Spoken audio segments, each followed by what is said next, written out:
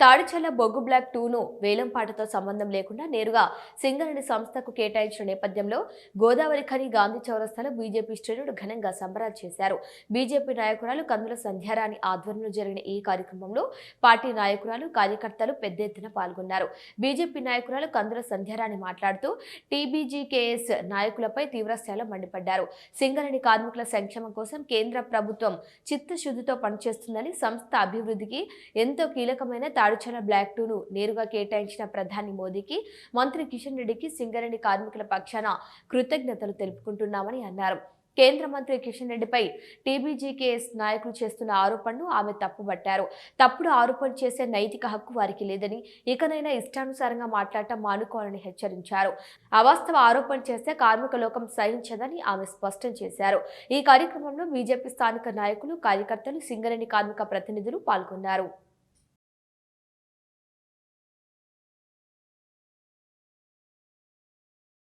माता भारत माता अपनी माता भारत माता सबका माता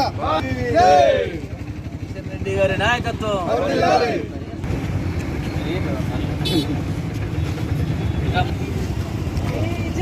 जिंदाबाद।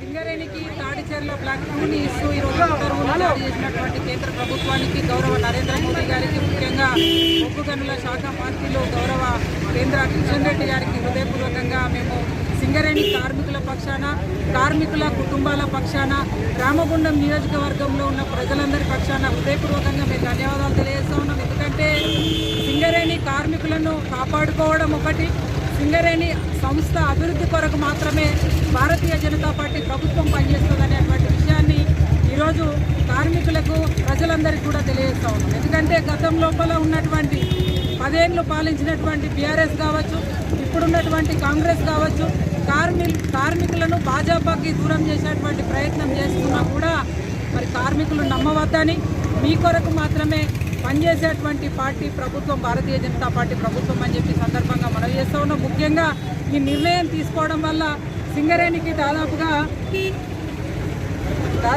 సింగరేణి కార్మికులు ఏదైతే సింగరేణికి సంబంధించి 64,000 కోట్ల రెవెన్యూ జనరేట్